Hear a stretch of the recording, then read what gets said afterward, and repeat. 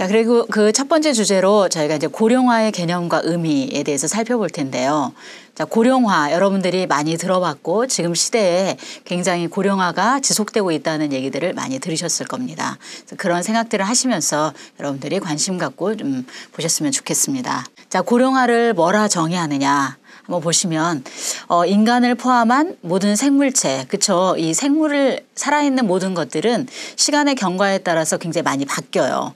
그러면서 이제 그 바뀌는 과정들이 있는데 그 과정 안에 어떤 생체 조직이나 그다음에 정신이 쇠퇴하는 과정, 쇠퇴하는 거죠, 쇠퇴. 그 과정을 고령화의 과정이라고 얘기하고요. 그 과정을 경험하게 됩니다. 모든 생물들은 인간들을 포함해서. 그런데 그런 것을 고령화의 과정을 거치게 되는데 그래서 고령화에는 연령에 비례해서 연령이 계속 높아지면서 정신과 육체가 노화되어가는 과정을 말합니다. 정신적으로도 육체적으로도 뭔가 늙어간다는 거죠. 그걸 고령화라고 얘기하게 되고요. 그리고 우리가 생각하는 이제 고령화 사회라는 얘기들도 많이 들으셨을 텐데 고령화 사회, 초고령화 사회 뭐 이런 얘기들을 많이 들으셨을 거예요. 고령화 사회는 고령 인구의 연령 비율이 굉장히 점점 높아져가는 사회를 고령화 사회라고 얘기합니다. 그래서 대한민국도 지금 굉장히 고령화 사회라고 얘기할 수가 있겠죠. 그리고 고령화는 굉장히 개인 간의 차이가 있어요. 어떤 사람은 조금 빨리 시작하기도 하고 진행이 빠르게 이어지기도 하고 어떤 사람은 천천히 완만하게 이루어지기도 하는데 이 고령화는 차이가 있긴 하지만 모든 사람이 경험하게 되는 보편적인 과정이에요. 그러니까 누구에게나 동일하게 일어나는 것이라는 거죠.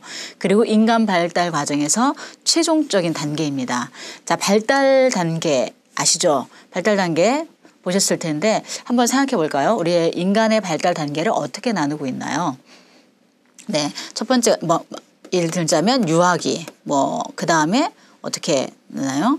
뭐 아동기, 그 다음에 청소년기, 뭐 이런 식으로 나누죠. 그 다음에 성인기, 뭐 청년기를 중간에 청소년기 다음에 넣기도 하고 뭐 청년기를.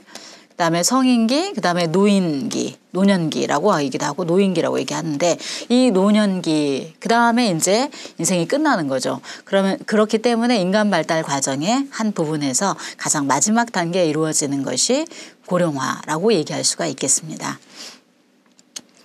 고령화는 성인기를 통해서 인간의 심신, 그러니까 마음과 몸에 대한 어떤 신체나 생물학적인 변화, 그러니까 변화가 일어나는 거예요, 변화. 그 다음에 지적 심리적인 변화. 인간이 살면서 태어나서 죽을 때까지 지속적으로 변화를 하게 되는데 그런 여러 가지 변화들이 일어나는 것도 또한 고령화라고 얘기할 수 있습니다. 그리고 인식, 지위, 기대 등의 사회적인 변화, 이 모든 것들이 포함되는데 생물학적인 변화, 그 다음에 정신적인 변화, 그 다음에 사회적인 관계 안에서의 변화, 이 모든 것들이 영향을 미치는 것이 고령화라고 얘기할 수 있겠습니다. 그래서 고령화는 단일 과정이 아니라 복합적인 면을 띠고 있어요. 굉장히 긍정적이기도 하고 부정적이기도 하는 양면성을 가지고 있는데 긍정적인 건 무엇일까요?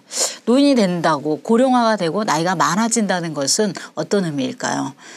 긍정적인 부분이 있다고 여기시는지 부정적인 게 훨씬 크다고 생각하는지 사람마다 물론 생각의 차이는 있겠지만 여러분 나름대로도 뭐 긍정적이든지 부정적이든지 어떤 생각을 가지고 계실 거라고 느껴져요.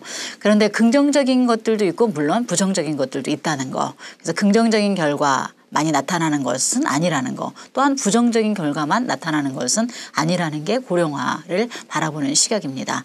긍정적인 결과는 어떤 거냐. 나이가 들면서 지금까지 삶의 여러 가지 과정들을 거치면서 이 사람이 가지고 있는 한 개인이 가지고 있는 여러 가지 경험들이 축적되어 있잖아요. 그럼 그 축적된 경험 이런 부분들이 지혜로 나타나고 또한 다양한 부분에서 생활에 어떤 필요한 여러 가지 기술들, 지적 수준 이런 부분들이 굉장히 많이 향상되어 간다라는 면에서는 긍정적인 결과라고 얘기할 수가 있고 그 반면에 또한 신체적으로는 노쇠하고 정신적으로도 뭔가 감퇴되고 그리고 주위의 사람들이 같은 또래나 아니면 조금 더 많았던 친구나 아니면 형이나 뭐 이런 사람들이 친구나 배우자의 죽음 등 이런 것 등을 겪게 되는 것은 굉장히 부정적인 결과라고 얘기할 수 있습니다. 그래서 고령화는 단일 과정이 아니라 복합적인 양면성을 지니고 있다는 것을 여러분이 기억하시면 되겠습니다.